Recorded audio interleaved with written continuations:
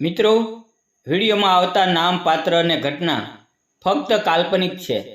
તેનો કોઈ પણ વ્યક્તિ, જાતિ કે ધર્મ સાથે સંબંધ નથી. આ વિડીયો મનોરંજન માટે બનાવવામાં આવેલો છે. તો ચાલો વિડીયોની શરૂઆત કરીએ.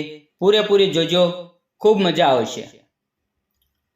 આજ આખો દિવસ દુકાન પર દીપ્તિનું મન લાગ્યું નહીં. આખો દિવસ મનમાં ઉથલ-પાથલ મચી રહી હતી.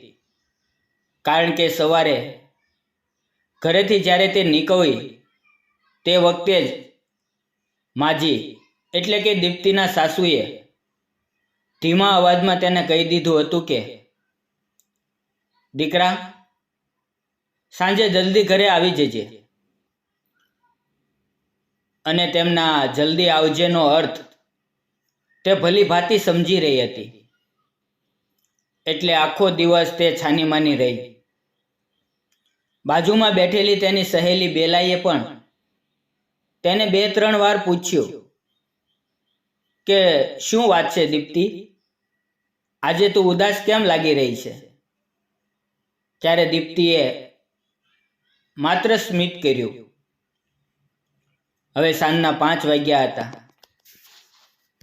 ત્યારે દીપ્તિએ બેલા અને પોતાની સહેલી પ્રજ્ઞાને દુકાનની જવાબદારી સોંપી અને તે ઘરે જવા નીકળી ગઈ.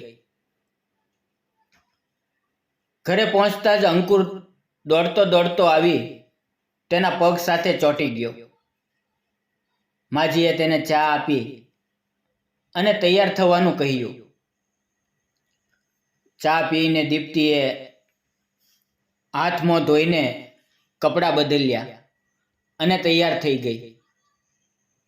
માજીએ જબરદસ્તી તેના ગળામાં ચેન પહેરાવી અને માથે બિંદી લગાવી દીધી. નક્કી કરેલા સમયે વિનય અને તેના માતા પિતા દીપ્તિને જોવા આવી ગયા. દીપ્તિ તો તેને ફોટામાં જ જોઈને પસંદ પડી ગઈ હતી. આજે તો વાત લગભગ પાકી કરવા અને લગ્નનું મુહૂર્ત કાઢવા આવ્યા હતા. વિનયની માતાએ શગુન આપી દીપ્તિને એક રીતે તેમની વહુ બનાવી લીધી. દીપ્તિની આંખોમાં પાણી આવી ગયું. એક સમય એવો પણ આવ્યો હતો જ્યારે માજીએ શગુન આપી દીપક માટે તેનો સ્વીકાર કર્યો હતો. ત્યારે તેના મનમાં કેટલી ઉમંગો હતી. નવા જીવનમાં પ્રવેશવાની ખુશી, નવા પરિવાર સાથે જોડાવાનો આનંદ. પણ આજે એ બધું ફરી થઈ રહ્યું હતું. છતાં મનમાં કોઈ ખુશી કે ઉત્સાહ નહોતો, પણ ઉલટું દુઃખ અને ખાલીપો હતો. રાત્રે અંકુરે દીપ્તિના ગળામાં હાથ નાખીને પ્રેમથી પૂછ્યું, મમ્મી, તે અંકલ અને દાદા દાદી કોણ હતા? દીપ્તિએ તેના માથા પર હાથ ફેરવતા કહ્યું, બેટા, એ તો દાદાજીના મિત્રો અને તેનો પરિવાર હતો. અંકુર એને ચીપકીને ટૂંક સમયમાં ઊંઘી ગયો. પરંતુ દીપ્તિને આખી રાત ઊંઘ આવી નહીં. ફક્ત 6 વર્ષ પહેલા જ તેના દીપક સાથે લગ્ન થયા હતા. પ્રેમાળ પતિ આખો દિવસ સ્નેહ વરસાવતા સાસુ અને સસરા. દીપ્તિને લાગતું કે તેને દુનિયાનું બધું સુખ મળી ગયું. બાળપણમાં જ તેના માતા પિતાનું અવસાન થઈ ગયું હતું. તે મામા મામી પાસે મોટી થઈ હતી. તેમણે તેને ખૂબ જ સાચવી હતી. છતાં દીપ્તિનું મન કોઈને મમ્મી પપ્પા કહી બોલાવવા માટે તરસતું હતું. લગ્ન પછી દીપકના માતા પિતાએ તેને ભરપૂર પ્રેમ આપ્યો. દીપક તેનો એકનો એક દીકરો હતો. પણ દીપ્તિના રૂપે તેમને દીકરી પણ મળી ગઈ. 1 વર્ષની અંદર જ અંકુરનો જન્મ થયો. દીપક અને દીપ્તિના પ્રેમનું અંકુર દીપક દીકરી ઈચ્છતો હતો, છતાં દીકરાના જન્મ પર ખુશ થયો. તેણે જ પ્રેમથી તેનું નામ અંકુર રાખ્યું. નવા પરિવારનો પ્રેમ અને અંકુરના લાડમાં દીપ્તિએ પોતાના બાળપણનો અભાવ અને માતા પિતાના અકાળે અવસાનનો ઘા ભૂલાવી દીધો હતો.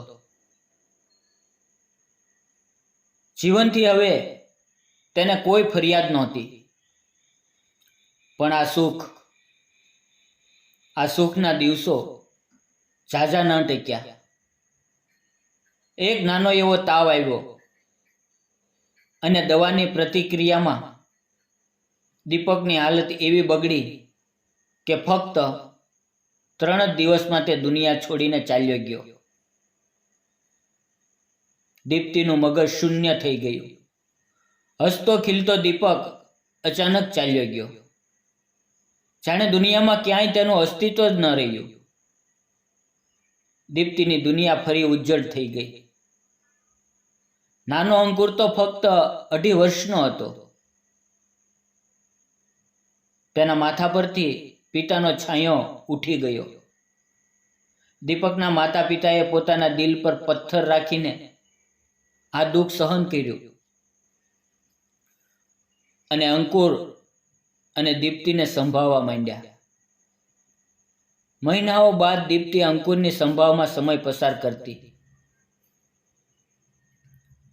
તેની ઘરની બાજુમાં નાનું બજાર હતું, જ્યાં ઉપરના માળે મહિલાઓ માટેનું માર્કેટ હતી.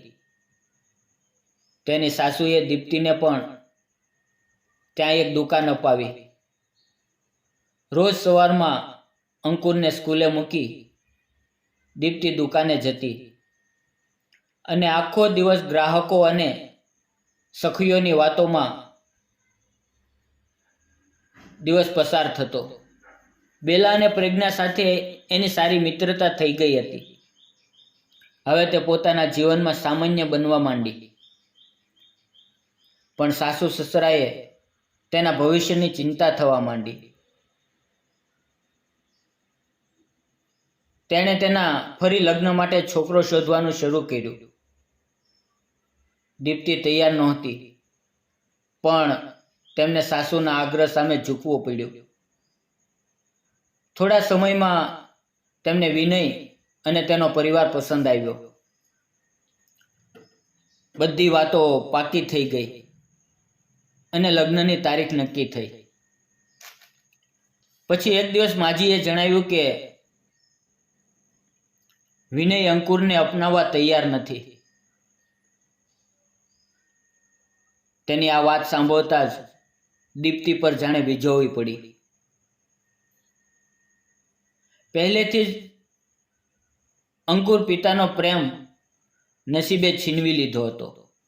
હવે માતા પણ છીનવાશે. દીપ્તિએ સ્પષ્ટ કહી દીધું, હું આ લગ્ન નહીં કરું. હું અંકુરથી અલગ નથી રહી શકતી. માજીએ તેને સમજાવી કે એક દિવસ વિનય અંકુરને અપનાવી લેશે. દીપ્તિ અંતે તેનું માન રાખીને માની ગઈ. 15 દિવસ પછી એક સરળ વિધિમાં દીપ્તિ અને વિનયના લગ્ન થઈ ગયા. થોડા દિવસ તેઓ સાથે રહ્યા, પછી પાછા દિલ્હી પોતાના ઘરે જતા રહ્યા. વિનય સમજદાર, પ્રેમાળ અને ધ્યાન રાખનાર જીવનસાથી સાબિત થયો. પરંતુ દીપ્તિના મનમાં હંમેશા ખટકતું કે કાશ વિનય અંકુરને પણ પોતાના દીકરા તરીકે સ્વીકારી લે. દીપ્તિ જ્યારે દુકાને જતી ત્યારે બપોરે અંકુર સાથે થોડો સમય વિતાવતી. પણ સાંજે વિદાય લેતી વખતે અંકુરનું રડતું મુખ જોઈને તેનું કલેજું તૂટી જતું.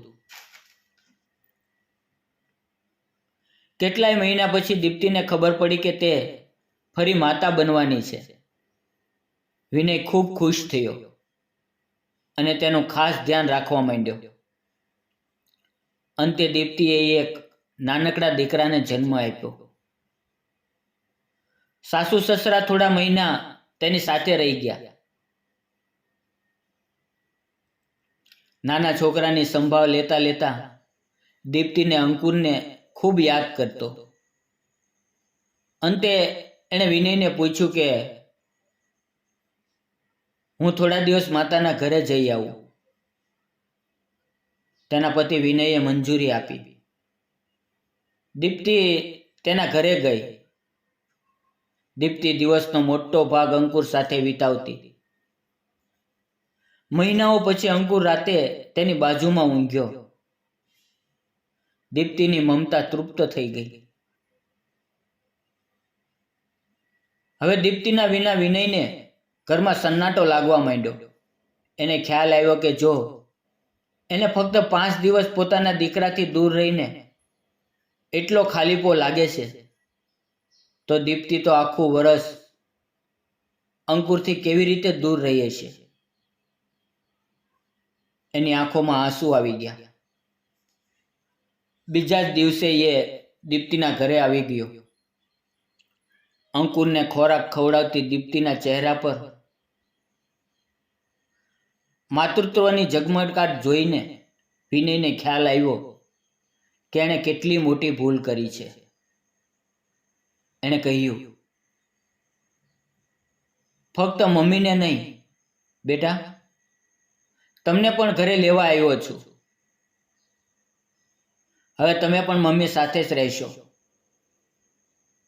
અંકુર ખુશ થઈ ગયો અને બોલ્યો, સાચું અંકલ? વિનયે કહ્યું, અંકલ નહીં બેટા, પપ્પા બોલો બેટા. હું તમારા પપ્પા છું. દીપ્તિ આશ્ચર્યથી વિનયને જોતી રહી. વિનયે કહ્યું, મને માફ કર દીપ્તિ, હું ખૂબ સ્વાર્થી હતો. આજે મને સમજાયું કે મેં એક માને તેના સંતાનથી અલગ રાખવાનો કેટલો મોટો ગુનો કર્યો. મિત્રો, વાર્તા પસંદ આવી હોય તો વિડીયોને લાઈક, ચેનલને સબસ્ક્રાઈબ અને એક નાની એવી કોમેન્ટ જરૂર જણાવજો, જેથી અમને તમારા વિચારો જાણવા મળે. ફરી મળશું આવતીકાલે એક આવા જ નવા વિડીયોની અંદર. ત્યાં સુધી આવજો અને વિડીયો પૂરો જોવા બદલ આપ સૌ મિત્રોનો દિલથી ખૂબ ખૂબ ધન્યવાદ મિત્રો.